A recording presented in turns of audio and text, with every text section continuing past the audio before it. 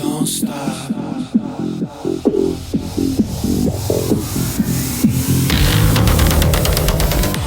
Hi, everybody. Thanks for listening this week. I have done a lot of interviews over the past couple of weeks with people that are in the acting or singing or just entertainment industry overall. And it made me kind of reflect back from whenever I was a kid about, I don't know, maybe not every kid is like this, but I was like this, where I'm like, do I want to be a actor? Or I knew I couldn't be a singer because I knew I didn't have the voice for that. But would I want to be an actor or entertainer?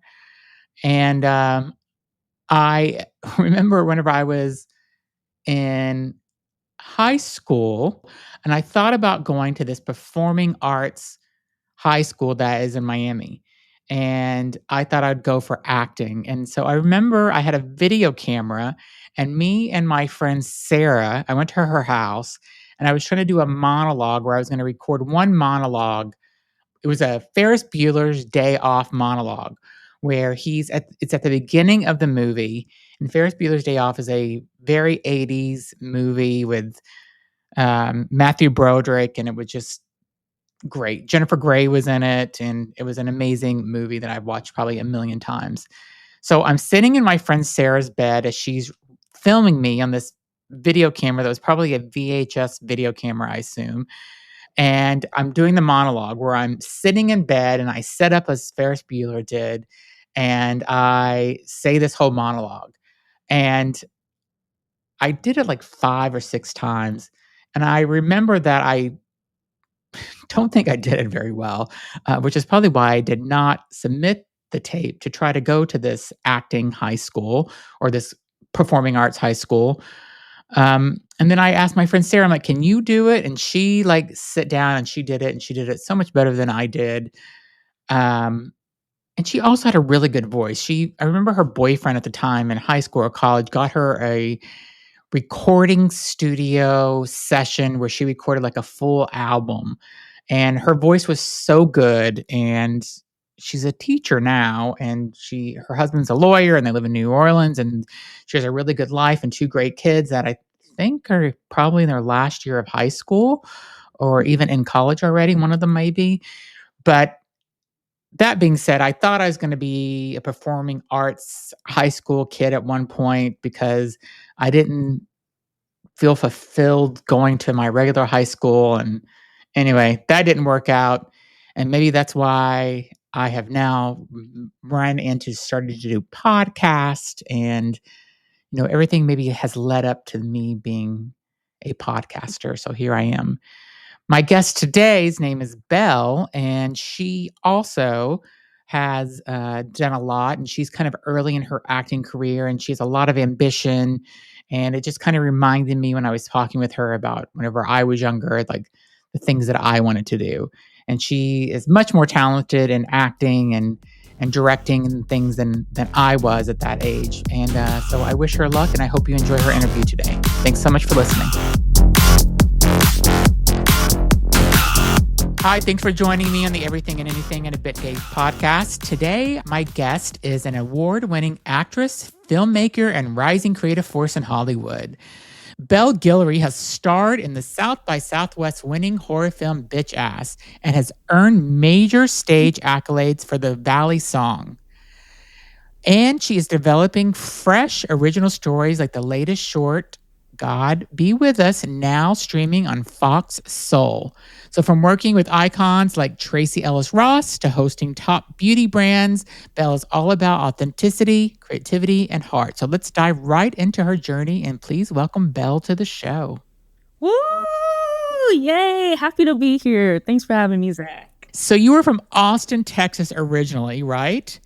Yes, I was born in Austin, and then I was also raised in West Texas. Okay, and how was that? And now you're in LA now, right? Yep, I've been here for about 7 years now. So how is that growing up? I mean, Austin is pretty liberal and laid back and creative, and you got South by Southwest that's taken over the city basically, or has made the city.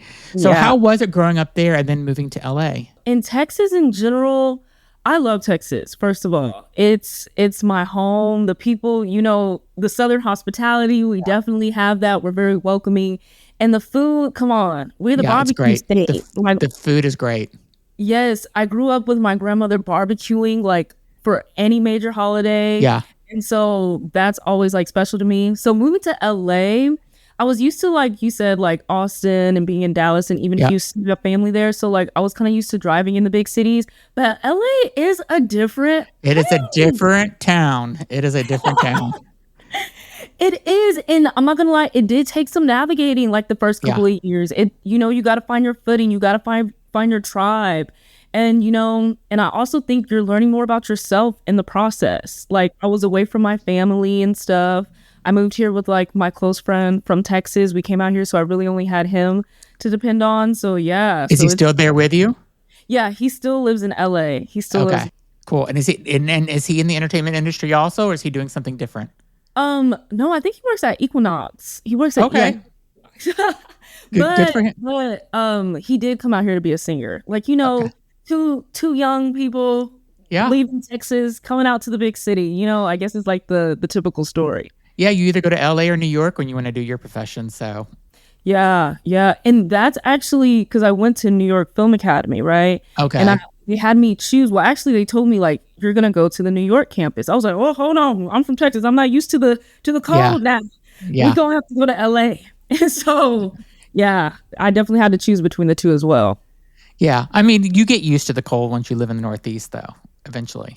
Where are you from? Are you from out there? So I grew up in Miami, and then I moved to New York after college, and then I lived in Dallas for a year and a half. It was too hot for me. And then I've lived in Switzerland, and I've lived 18 other places. So. Oh, wow. So you get it when you get used to the cold.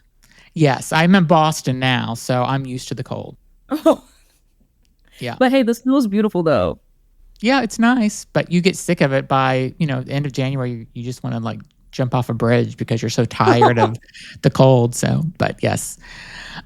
So what kind of drew you to acting and filmmaking in the first place? Like was there something as you were growing up that you're like, this is what I want to do?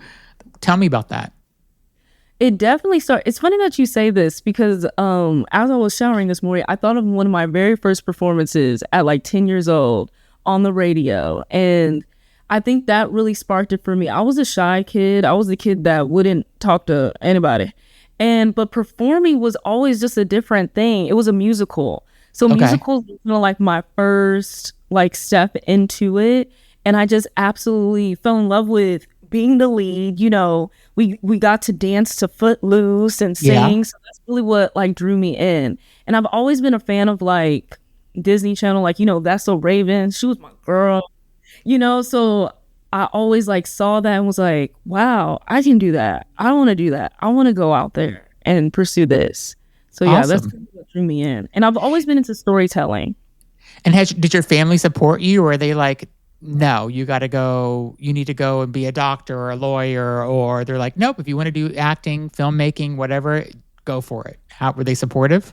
They were supportive. My mom was supportive 100%. It's funny because actually when I was 14, 15, we came to LA for a competition actually. Oh. Yeah, it was like iPop and you perform. There was like thousands of kids and we performed for agents. So at 15, I signed with my first agent and I was actually auditioning for like Disney stuff, but from Texas.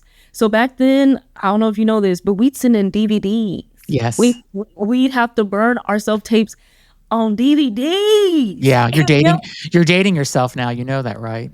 I know. That's what I'm like. I really sound old as heck. Yeah.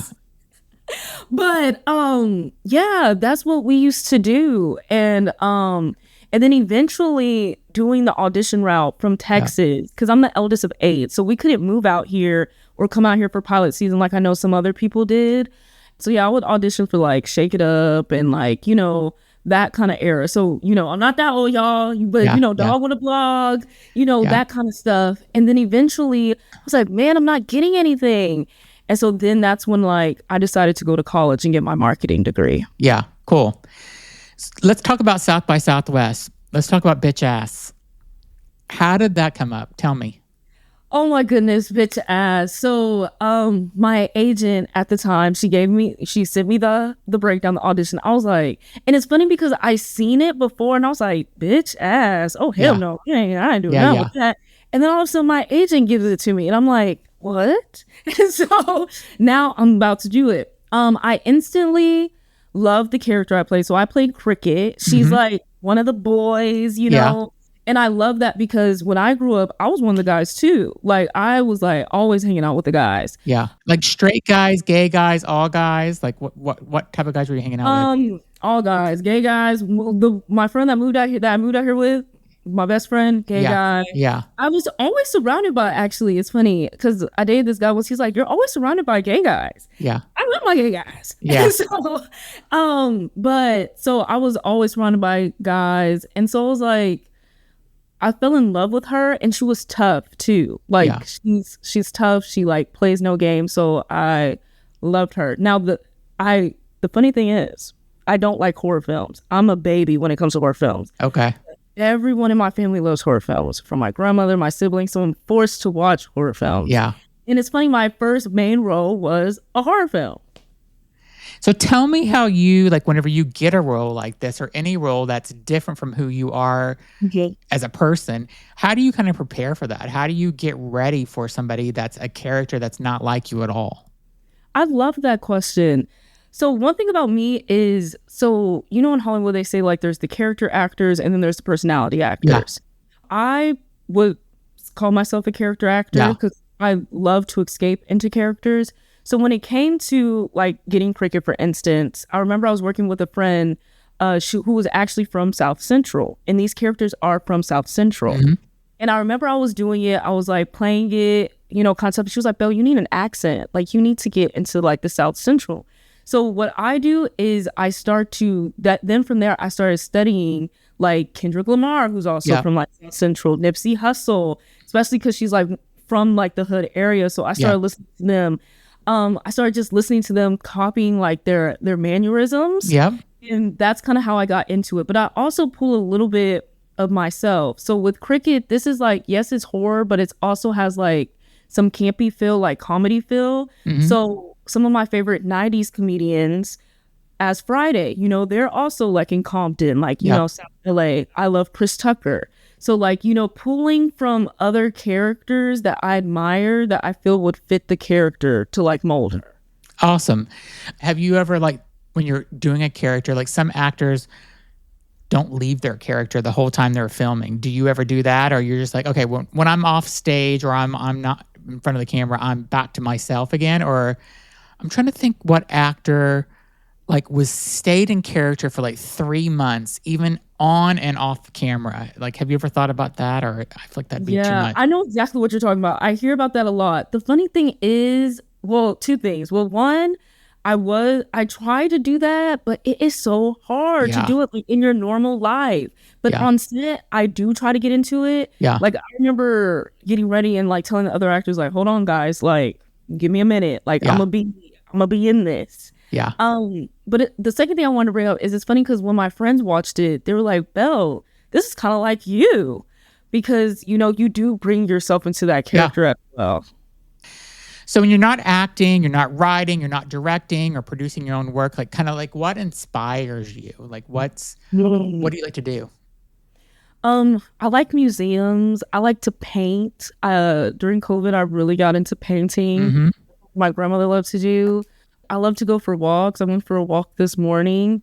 I feel like life inspires me. Just like, good. People watching, and I kind of just let, God guide me. The spirit guide me. Like one day is like going to this coffee shop, and then you don't know what you're going to see or who you're going to meet. So it's like life is the inspiration. And we'll be right back. Okay. And now back to the show. So I want to talk about God Be With Us. So it's getting a lot of attention. It just landed on Fox Soul. So what was the origin story of that project? What do you want audiences to take from it? I want audiences to take the heart of God Be With Us. To be yourself, no matter what your circumstances is, and Yeah, like love is really the heart of it. So what inspired it is, so growing up, my dad was a pastor. So when you ask, like, my mom was very supportive of me Yeah. acting, my dad was not. He's Okay. like, that's Sin City. Yeah. And so growing up in like a strict religious household, I wanted to live my life. I Yeah. wanted to have those, especially once I got into high school. You see Mean Girls, you see, Yeah. all those 90s high school movies. Yeah. They're the best. Exactly. You want to live that life. You're like, I want to go to parties. And it's funny because people are like, they make God into a box. But when I got to high school, I felt like God was supportive of me. Like he was with me through all my shenanigans. Like Yeah. all of a sudden the cool kids know my name and I'm like, thank you, God. You got my back. Yeah. And it's like, now I'm invited to my party. And so it really is following the journey of this girl, this coming of age story with God on her side, with a relationship with God, like normalizing that, like no matter what your circumstances are, like he's with you through it all, through Yeah. my first kiss, through drinking beer at a party the first time. And so, yeah, in a funny, heartful family comedy way. Yeah. So you've created work for the NAACP Cinematic Shorts competition. How does being part of that kind of reflect your mission as a storyteller? Oh, yes. You've done a lot. You've done a lot. And I don't know how, don't tell me how old you are because I don't need to know, but you look younger, but I think you're older because you've done so much. Like I just looking at your bio, I did a Google search of you. There's a lot happening. There is. And that's, you know what? Thank you for that. Because sometimes you need a reminder of what all you've done. Because sometimes we're like, no, I need to, be doing more and go further. But yeah, so I made a film with the NAA. I'll tell you my age off camera, but Okay. I did make a film for the NAACP. And that was such a great experience because so pretty much we had to focus on highlighting stories within Black social injustice. Okay. It really took me back to like high school, college days of like, so I did debate. And what we're taught is bringing those important life messages, those, social impact messages, social justice messages in an entertaining way. And so with that, I really got to tap into that and bring my heart, family point of view, but still have that social injustice. So our topic was about the book bans happening, especially focusing on like, BIPOC authors. And also they're changing Black history right now. Yeah, they are. In schools from slavery to Black immigration. Yeah. So we focused on like this 12-year-old girl, like in school learning about her history and it's not there. And then a magical creature, he's the CEO of Black history, takes her on this beautiful journey of loving herself and finding out her true history. So we highlight to the community that kids need to know, where they're coming from and the truth about their history, So that was the film. And so it was very satisfying, to put something positive in the community. I'm all about positive impact with my art. Yeah. So yeah, and just spreading that light and being informational, educational. Yeah, you need to make sure that Florida sees that because they're the one really trying to take away Black history. Yes, I was just reading an article about that the other day. Yes, no, you're right. Not to get political or anything, but there's a lot going on in Florida. So as always. There is. And that's what we're trying to do is get it shown at schools. We did have a school show it during Black History Month in Seattle. So, we're making our rounds. We got away from Seattle to get to Florida, but yeah.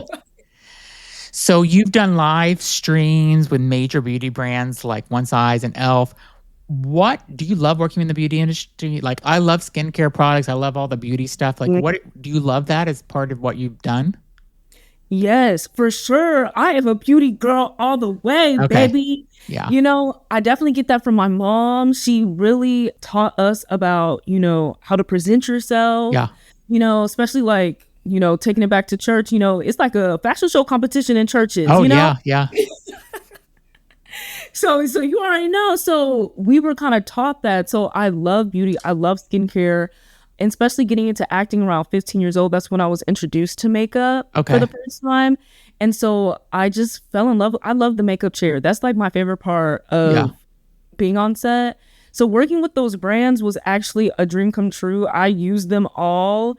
And the best part is, I didn't have to pay for them. So yeah, that's I mean, that's what you need. You need to get a good sponsor that's going to like come and promote my beauty brand. And also, here's a box every month. We're giving you a free product. That's really what you need.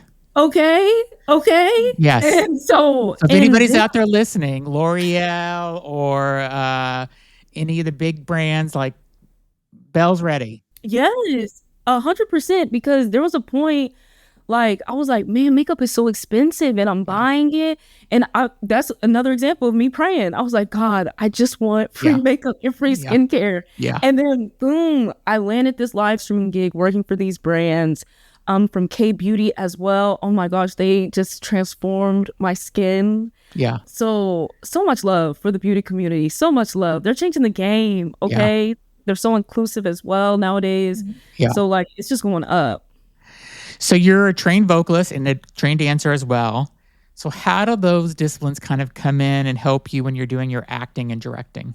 Oh, yes. Honestly, you know, when it comes to acting, this is your temple, you know, our body is our instrument. And so you have to know how to take care of it properly.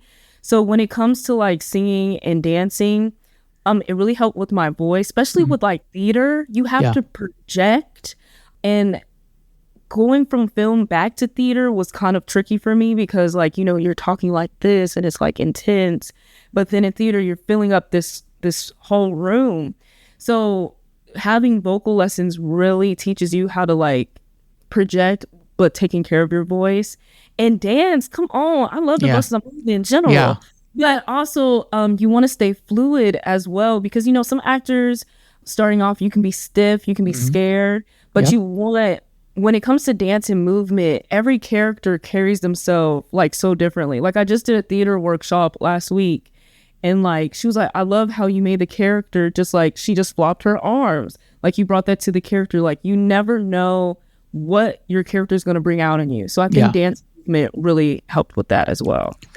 So what is your dream? I have a couple of questions about that too. So it's multi-part. Okay. First, what is your dream? A movie, TV series, stage? So that's one question.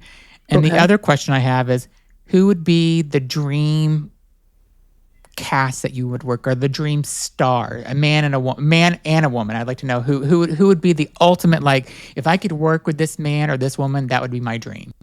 So first, what is it? Stage, TV, movie? What would you prefer? Okay, so for TV, I'm a TV girl through and through. So the dream is to have my own TV series. Okay, like, see, got it. The goal is.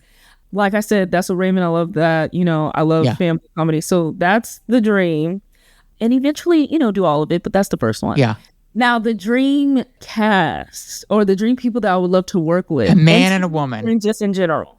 Just in general. It could be anything. Okay, Leo is the guy. Leo. Okay. All right. Leo is the guy. He's the guy. I would love to work with that man. He's the first one that came into my head. Yes. Even though he's older now. You know, well, it doesn't matter if he's older because he's got a 19-year-old girlfriend right now, so he's okay with it. But like we said about age, I'm older. But you may be out of it. You may be too old for him now, though, because you're not in your teens anymore. So, but to work with, he's the guy. I think he's so talented. His character work is just incredible. He gets lost in it. I love that. Woman, girl, oh my gosh, there's so many. Oh my gosh, my mind, there's so many. I would love to work with, I think I'm picking some powerhouses, but do it. You go for it all the way. Viola Davis. Oh yeah, hell yeah. Like, you know, I'm picking the top dogs, but they're the ones. That's who you need to go for. Viola is amazing. Like, I really hope you get to work with her one day. So she's. I mean, you've worked with some good people though. Tracy Ellis Ross, that's a good one. Yes, and she's a comedy legend. Yeah, so pretty much with that, we worked on the movie Candy Cane Lane. Yeah, and so Eddie Murphy was also on that movie. So to watch them work, I was just blown away. How was it working with her and being on, you know, the same movie with Eddie Murphy? That's pretty major. First, like, it was like a dream come true, honestly.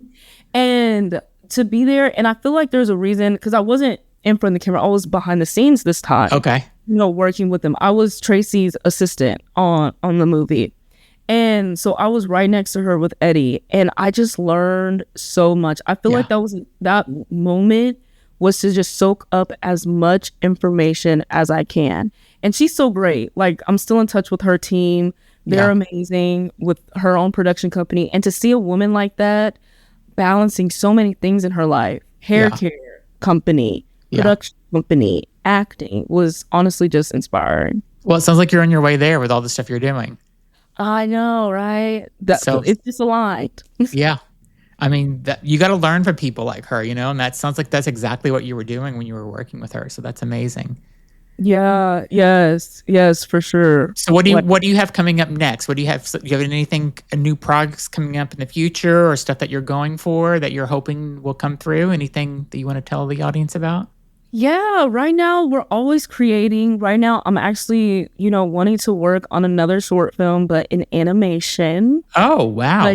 Like I want to dive into that. I'm always a person that wants to try new things. Yeah. I'm still auditioning, of course. So we'll see, you never know what you're going to get in that lane. And then I want to focus on continuing to grow my production company. Right now we are pitching the short film God Be With Us. So who knows? It may get picked up into a series. Fingers crossed for that. Been talking to different studios. And lastly, grow as a person, grow as an artist. Yeah. What about your dating scene? What's happening there? Oh, Lord, that is non-existent. Oh, my goodness. Yo. Do you want a relationship? Because if so, people will see this and you never know. Zach. I mean, it just takes the right person to see this video and be like, I'm going to get in touch with her. Do I want to? I'm open. Listen, I'm open for the right candidate. Okay. You never know where we can go. All right. Well, listen, this is what I always tell my guests whenever I do this. If you were interested in dating Belle, you can DM me. I will qualify them or I will dismiss them. And all I ask is if I find the person you're supposed to be with when you have a wedding, I just have to make a speech at the wedding. That's all I ask. Okay. Deal. Okay. Handshake. Yes, we got it. So, well, if somebody wants to learn more about you, how can they find you? Instagram. Follow me on Instagram. Belle Peppa. Get it? Like the bell pepper. Yep. Mm-hmm. Good one. So, follow on Instagram. Also, GuilloryEntertainment.com. That's the production company page. Yep. Yeah. And I will put Belle's Instagram and website in the description of the podcast or the video if you're watching the video. So go check it out. Send her a DM. But if you're interested in dating her, you got to DM me because she's not going to answer you. I am going through that approval process. So yes. Thank you, Zach. Vet these people for me. Yes, please. I will vet them. Well, thank you. I'm so glad I got a chance to talk with you. You have an amazing already career happening, and all the things that you've done is amazing. I didn't even go through all the different award things that you've done. So, people can look those up on Google. But you've really got a great thing happening, and I'm so happy I got to meet you. And everybody should go find God Be With Us. Let's hope that it gets picked up as a series because that would be amazing. Yeah. And when it becomes a series, you got to come back on the show and tell everybody how that happened. I know. I can't wait. Well, thank you so much for being on. Be sure again to follow Belle on Instagram, check out her website, and thank you so much for being a guest. You've been amazing. Oh, thank you, Zach. Thank you for having me. Thank you, everybody, for listening. Be sure to subscribe to the podcast and also leave a message and tell us what you think about Belle's show, God Be With Us. Thanks, everybody.